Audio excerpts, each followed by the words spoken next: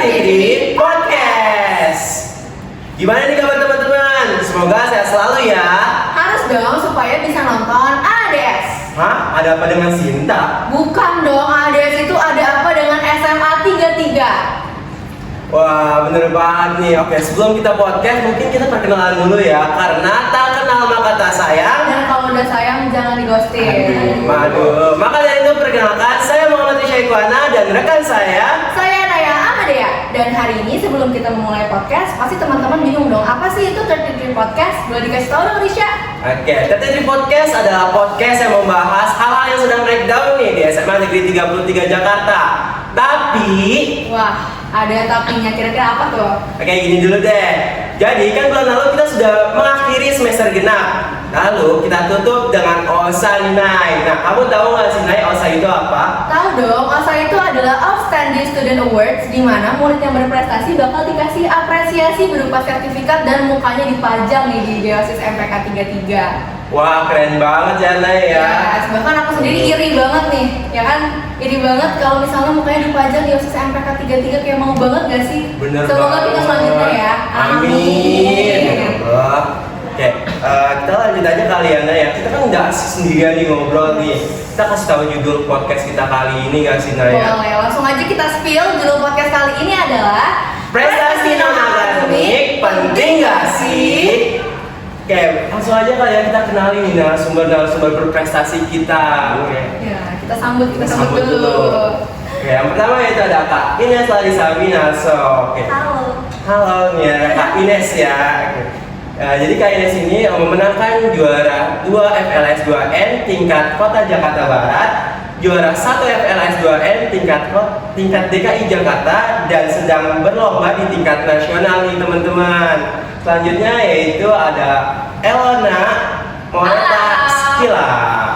Nah, Elona ini memenangkan juara 2 Duta Genre Jakarta Barat 2024 dan sekarang sedang berlomba di tingkat provinsi. Yes, and the last man standing, satu-satunya laki-laki di sini adalah Muhammad Farel Aulia. Halo.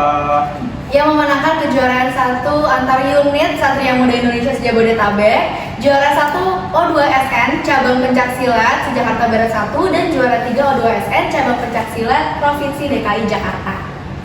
Ya lanjut aja nggak sih sebagai awalan nih ya. Yes, boleh banget, langsung aja. Menurut kalian nih ya, apa sih kalian kenapa memilih lomba-lomba tersebut dan kenapa kalian aktif di lomba tersebut nih? Mungkin dari Kak Ines? Kalau aku pribadi mungkin ini dari hobi ya, berawal dari hobi. Sebenarnya aku tuh waktu kecil itu sangat hobi membaca. Karena menurut aku dengan membaca itu kita bisa menangkap sisi lain dari kehidupan di kehidupan ini. Jadi menurutku dari hobi itu bisa aku asah, karena kenapa enggak? Kalau misalnya kita bermulai dengan kesukaan, itu pasti akan berjalan gitu aja. Jadi dari situ aku mulai mencari tahu gimana sih cara mengembangkan hobi aku, gimana cara agar potensi itu bisa menjadi sesuatu yang bisa mengupgrade diri aku. Jadi aku mulai dari situ. Jadi nggak ada paksaan sama sekali.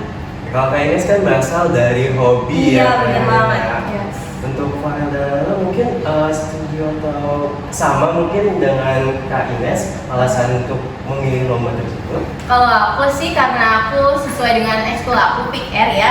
Di situ program dari BKKBN namanya Generasi Berencana, dan aku tertarik banget buat join karena sebagai remaja kita tuh harus berkontribusi agar mencapai Indonesia Emas 2045 supaya SDM kita ini nggak cuma jadi pajangan aja. Wah, sangat visioner ya. Bener Kita masa banget. depan banget. Sekarang kita berlanjut ke Farel. Kalau dari aku sendiri, sebenarnya kenapa aku pilih cabang olahraga pencaksilat ini, karena awalnya itu pas dari kecil itu nggak sengaja aja sih, masa kayak emang ikut-ikutan aja dulu, namanya anak kecil kan, ikut-ikutan ikut silat. Lama-lama jadi apa namanya, ternyata nemu passionnya di sini dan akhirnya fokus di bidang ini. Oke, berarti kalau misalnya kita lihat dari latar belakang, alasannya itu pasti karena hobi dan juga passion, minat bakat juga pasti harus ada ya. Karena kalau misalnya nggak ada minat dan bakat pasti bakal susah banget ya sih. Berat Bener banget, banget, itu bener iya. banget, berat banget buat Iya. ngejalanin itu semua. Nah selanjutnya aku mau tanya nih, kalau untuk sebelum lomba pasti banyak persiapan dong. Nah Nah, kira-kira betul. dari kalian, dari Kak Ines, Farel dan Elona, persiapan apa aja sih yang perlu banget kayak ini udah wajib nih setiap lomba harus disiapin nih? Kalau buat persiapan perlombaan pastinya dari beberapa bulan perlombaan itu kita udah harus nyiapin banget. Kalau karena aku cabang olahraga ya, itu harus nyiapin dari segi fisik, mental itu harus siap banget karena kan kita tampil di atas gelanggang sendirian itu harus ditonton ratusan orang gitu kan. Dan pastinya ketika udah perlombaan itu bukan lagi disamain kayak pas latihan, udah harus benar-benar maksimal banget. Jadi beberapa bulan sebelum perlombaan itu ada harus mempersiapkan secara matang lah dari fisik, mental dan lain sebagainya.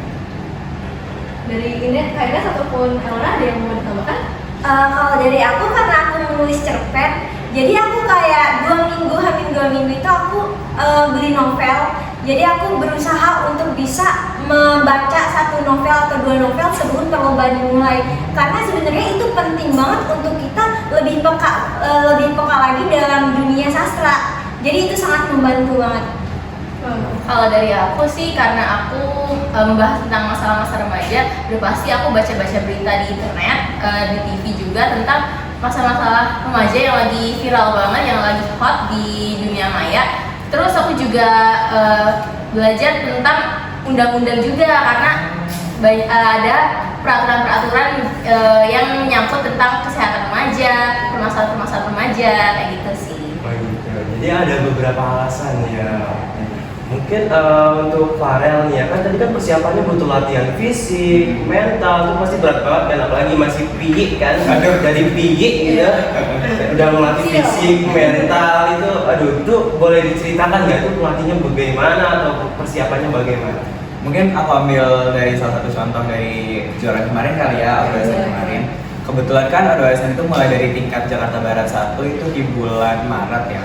Nah persiapannya itu udah dari bulan Februari, jadi akhir Februari itu udah persiapan dan selama bulan puasa juga. Selama puasa itu tetap pelatihan juga karena Dan banget ya. Puasa loh. Berarti benar-benar fisiknya harus iya harus banget digenjot Strong gitu. ya. Karena kalau misalkan mau mempersiapkan perlombaan itu ketika nggak latihan fisik atau misalkan skip seminggu itu pasti udah hancur banget tuh ke belakang-belakangnya gitu. Jadi persiapannya itu mulai dari fisik dulu. Yang pertama fisik itu harus kewajiban setiap latihan itu harus ada fisik dulu. Terus yang kedua mental. Jadi sering-sering buat karena aku berhubung kejuaraannya itu jadi jurus seni gitu.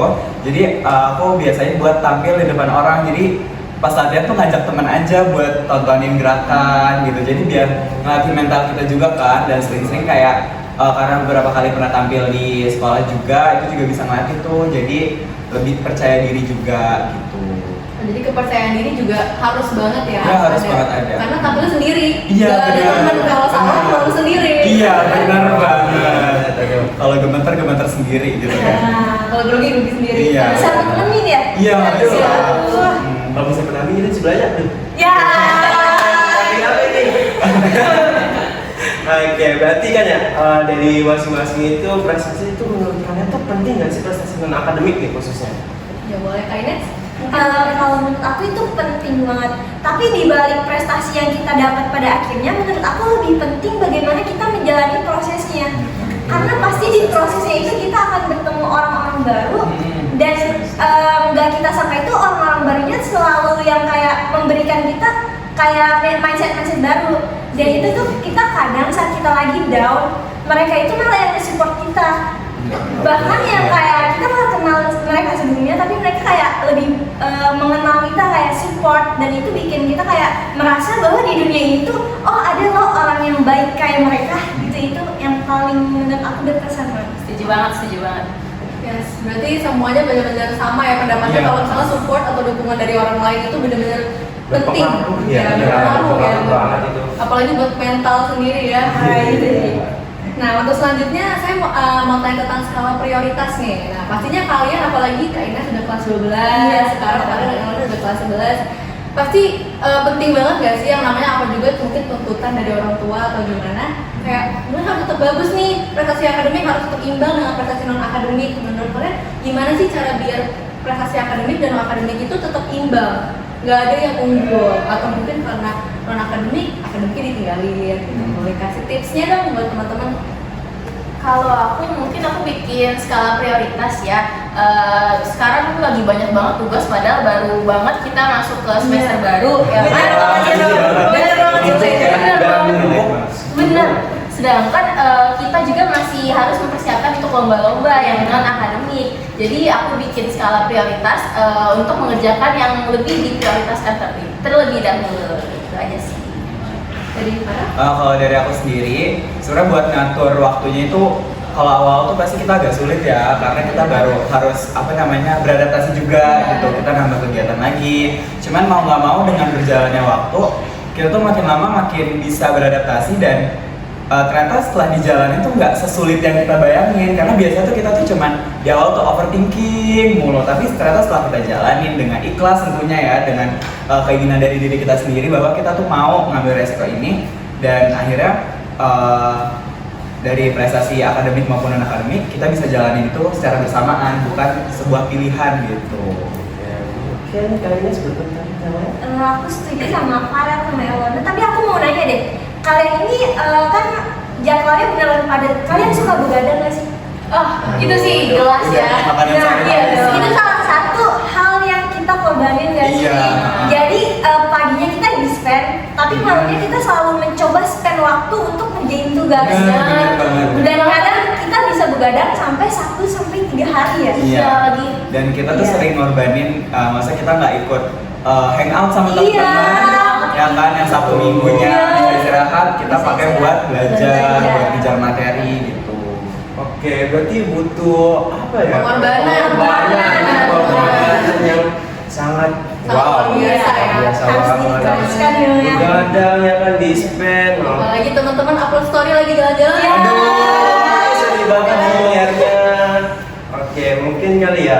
Oke, selanjutnya ini mungkin pas persiapan atau pementasan itu kalian merasa agak gugup mungkin. Habis itu pas pengumuman, apalagi pas pengumuman nih, pasti kalian overthinking nggak sih, kayak aduh gimana ya? Mungkin menurut Elona sendiri gimana ya pendapatnya? Kalau aku pas kemarin pengumuman jujur deg-degan emang, karena selain ditonton sama guru-guru di 33 ditonton sama peserta yang lain kan. Dan itu tuh bener-bener bikin kita feel pressure banget. Tapi untuk mengatasi overthinking dan perasaan yang pressure itu, aku selalu kasih afirmasi positif ke diri aku kalau it's okay kalau belum sesuai ekspektasi kita, it's okay kalau masih menurut kita tuh masih tidak sesuai dengan apa yang dimauin oleh orang lain. Tapi di balik itu pasti ada prosesnya dong, dan kita tuh harus mengapresiasi proses itu, karena banyak banget pelajaran-pelajaran yang kita dapetin di proses itu sih. Berarti benar-benar harus ikhlas, Iya. harus Ikhtiar aja ya. Iya, berpikir doa, berpikir positif, dan yang pasti dari dukungan dan support ya Benar. orang-orang yang nonton atau orang-orang yang mendukung pada hari itu. Nah, selanjutnya pasti kalian kalau misalnya kakak-kakak, Kak Ines dan juga Farel, Elona pasti pernah dong merasakan kemenangan dan juga kekalahan. Itu udah hal yang biasa nggak sih buat perlombaan, pasti nggak harus namanya menang dan nggak harus namanya kalah. Iya.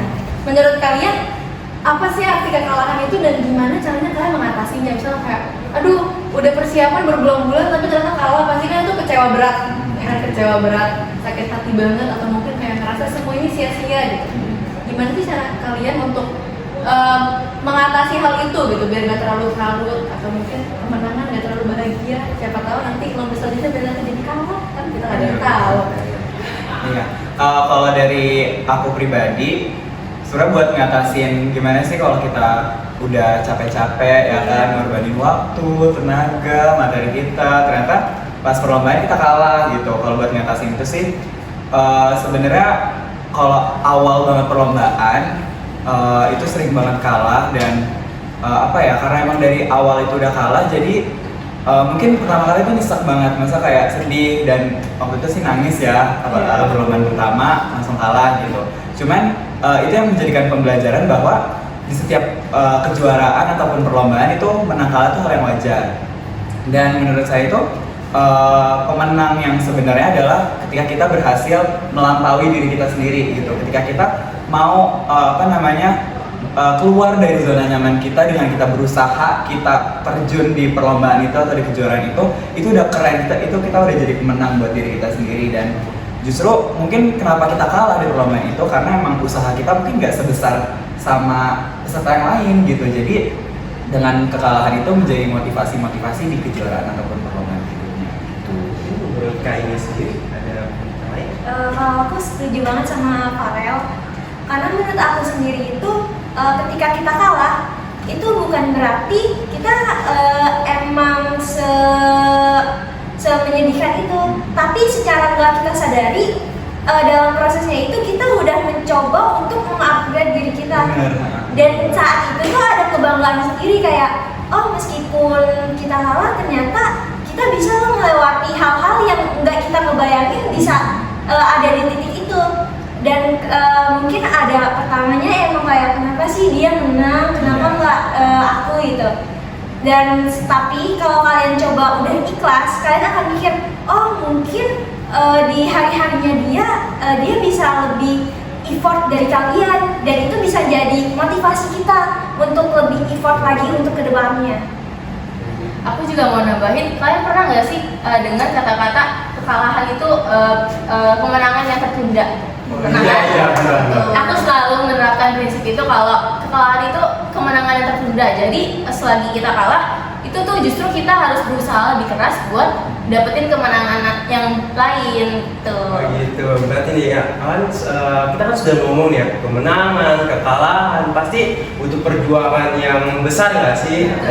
Di balik perjuangan itu, menurut kakak-kakak nih, Kak Ines, Farel, dan Elwana sendiri, sosok apa sih sosok yang menginspirasi kalian ya agar tetap berjuang gitu supaya menang? Menurut Kak Ines sendiri siapa? Jujur kalau aku pasti ibu aku sih. Orang tua. Iya, orang tua. Karena ternyata di balik saya yang udah berjuang ini ada ibu saya yang selalu kayak nyempatin buat bangun untuk sholat tahajud, dan itu sangat kayak oh ternyata bisa sesupport itu ya, dan itu saya beneran terharu banget. Tapi di saat teman-teman ini, apalagi guru-guru kita sangat amat support ya, jadi kayak nemenin kita dan kita ikut bantu ketika kita kesulitan. Itu saya sangat amat bersyukur bisa ada di SMA ini, karena support dan dukungan itu sebenarnya beneran sebesar itu buat kita maju gitu. Mungkin untuk Farel sendiri? Aku setuju sama Kak Ines. Yang pertama itu orang tua yang emang benar-benar berperan penting banget di hidup kita ini.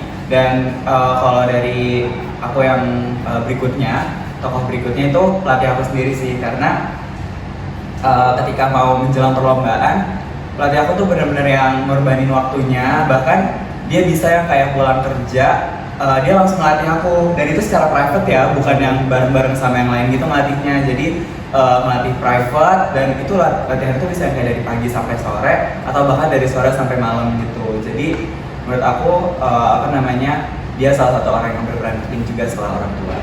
Mungkin Elwana sendiri? Kalau dari aku bener banget, keluarga itu support kita banget ya, supporter pertama kita. Tapi di sisi lain di senior genre Jakarta Barat itu mereka juga support aku banget. Mereka selalu kasih afirmasi positif yang bikin aku tuh makin semangat untuk lebih maju, untuk mengupgrade diri, untuk memperbaiki diri menjadi lebih baik. Terus bangkitin juga ambisi aku untuk terus semangat. Apapun hasilnya itu it's okay. Kalau kita kalah, kalau kita menang kita harus bersyukur. Kalau kita kalah ya kita harus ikhlas.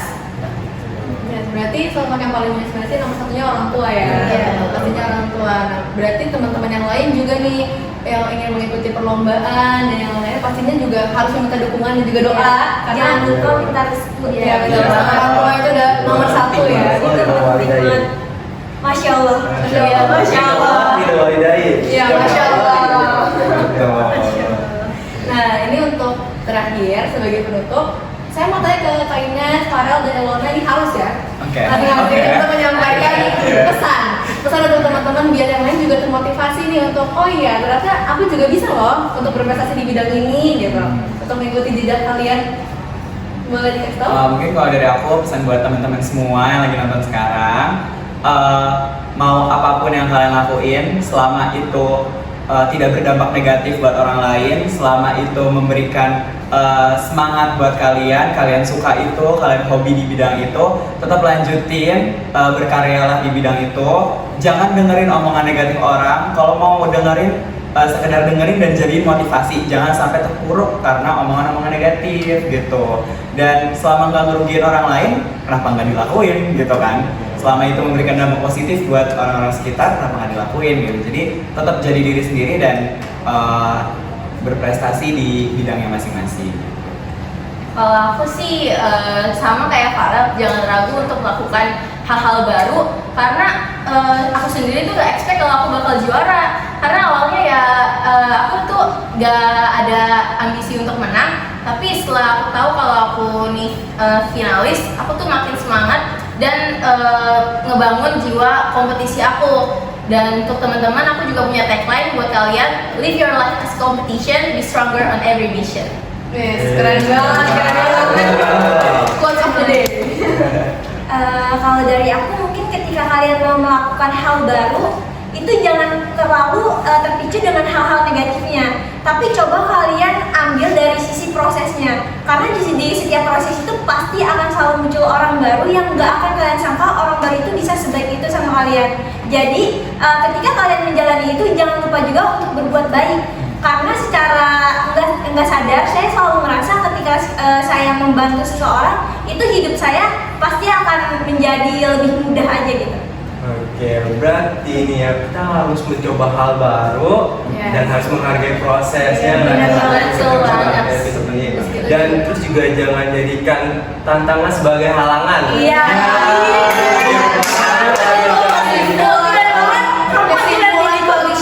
Aduh, ya nih, murid private-nya. Oke, jadi dan juga ada kata-kata nih. Saya juga punya kata-kata.